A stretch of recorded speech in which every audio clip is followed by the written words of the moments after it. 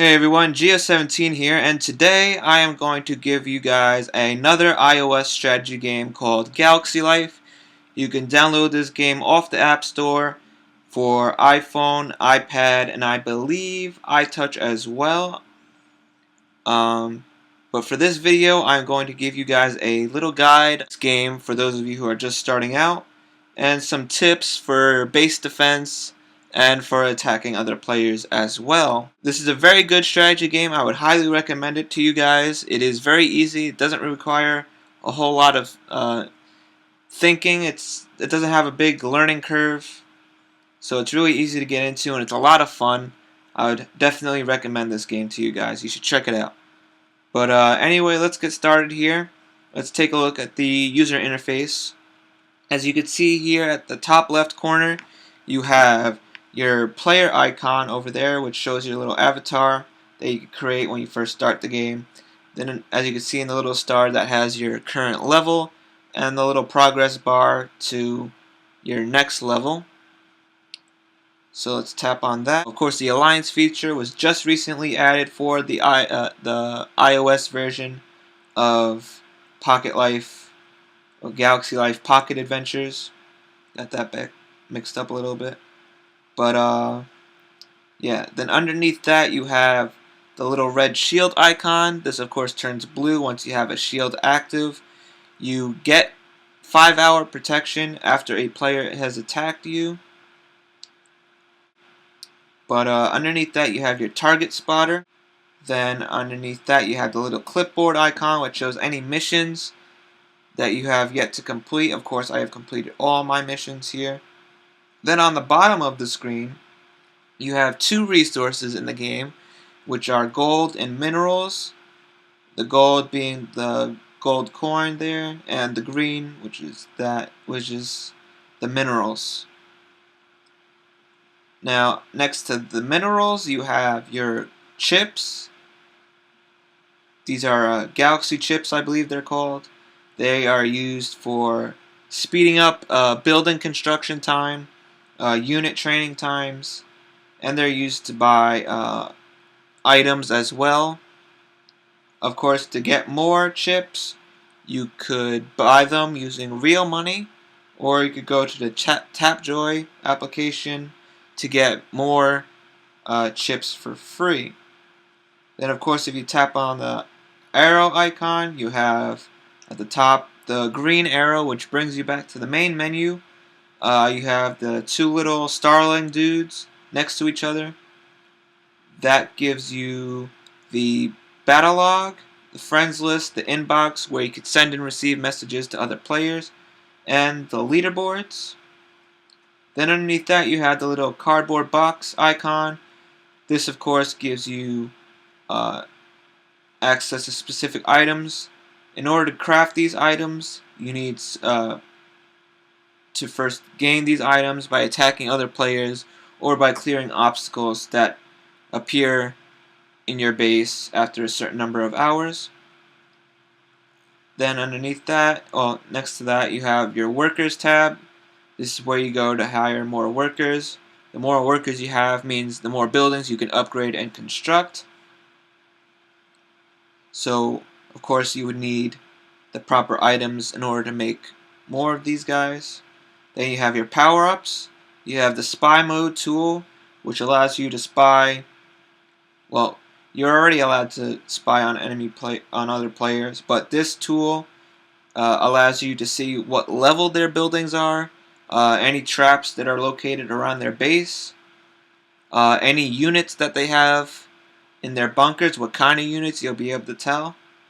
Then underneath that you have the lightning bullet, which provides 12 hours of additional attack boost for your base defenses. Then underneath that you have your heroic potion, which lasts for only 1 hour. What the heroic potion does is that it increases the attack strength of your units. You can't activate this during battle while you're attacking another player. You can only activate this before attacking another player, so that way it takes effect while you're attacking another player. Then you have your inventory. This of course contains any items, battle support items, or units Of course, these units you get from sending gifts to your friends. If your friends send you a gift, you will be able to open them.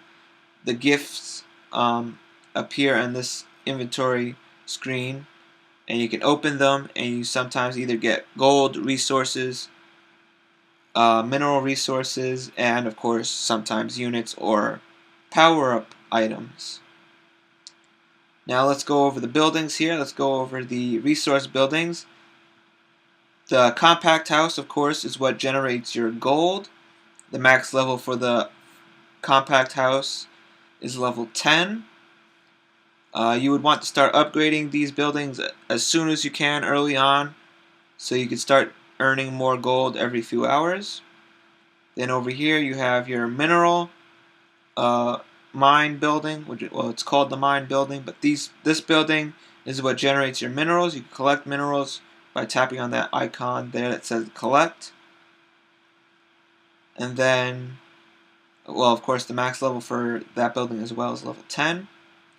Then over here you have your bank. Max level, of course, is 10. This is what stores all your gold. Upgrading it allows you to store even more amounts of gold. And then over here you have your silo, which stores your mineral resources. Of course, the max level is 10. Upgrading that allows you to store even more minerals as well. Then this red building here is the defense bunker. This is where you put all your units to defend your base.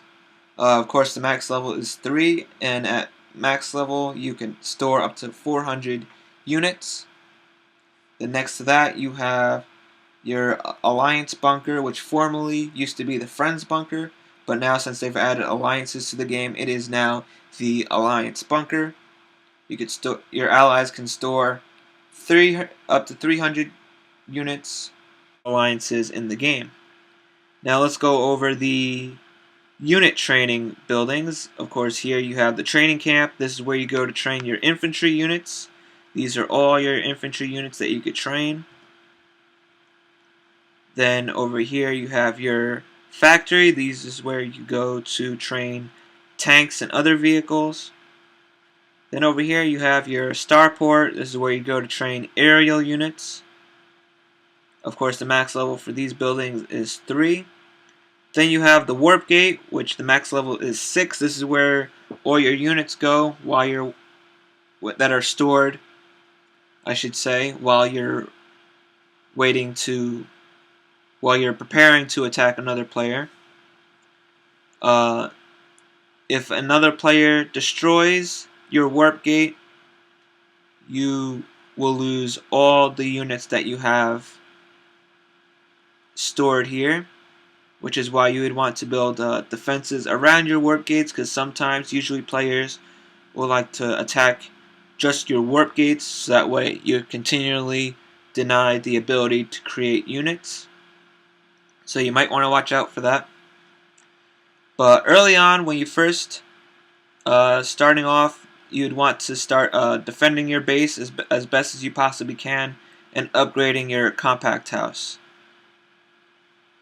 And the best units you would want to put in your bunker early on in the game are the Marines and the rocket troopers, which I'll show you right here. This is the Marine and the bazooka trooper.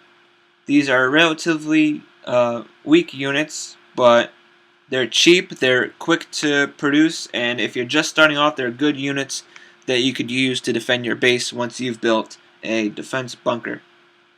Now, the reason you want to mix the two, have both of them stored in each bunker, is so that you're defended against ground and aerial units as well. Now, of course, as you can see here, I have the Colossus units and the Falcon units. These are very good units. I like to mix both ground and attack while I'm attacking another player, which is a very good strategy. It helps you take care of any aerial units as well as any ground units. Then over here you have your observatory, which the max level I believe is 10. You can create up to 12 colonies, I believe. And Over here you have the laboratory, where you go to research unit upgrades. As you can see, the max upgrade level for your units is level 6.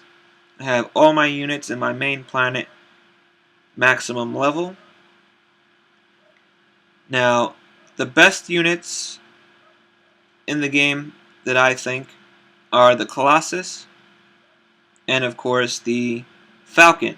These are very good units.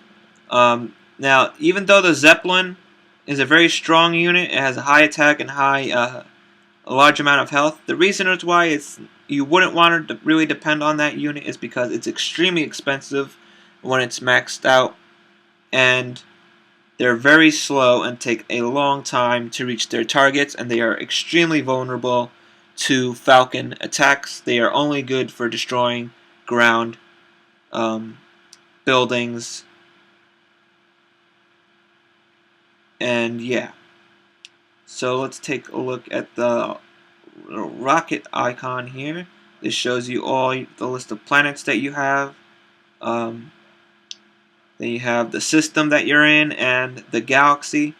You go to the galaxy, and over here you'll see all these systems that you can tap on, and it shows all the list of, well, the number of players that are in each system, as you can see there. As well, it shows the coordinates, and you tap on those if you want to colonize a planet. As you can see, tap on an empty planet that doesn't have a player avatar picture, and you hit colonize to colonize that planet. It costs minerals and gold, I believe, as well. And there you have your defense units, your cannon blast. Excuse me. Then you have your mortar, sniper tower, missile launcher, the laser tower building, and the mortar. Max level for the mortar is 3. Max level for the sniper tower is 10. Max for the missile launcher is 5, and same goes for the laser tower. And I believe the same also goes for the freeze turret as well. Freeze turret isn't really an offensive installation. It just slows units down while they're attacking you. Doesn't have any damage at all. So yeah, that's all I have for this video, guys. If you have any comments or questions, be sure to leave them down below in the comment section. I will be happy to help you out wherever possible. And as always, I'll see you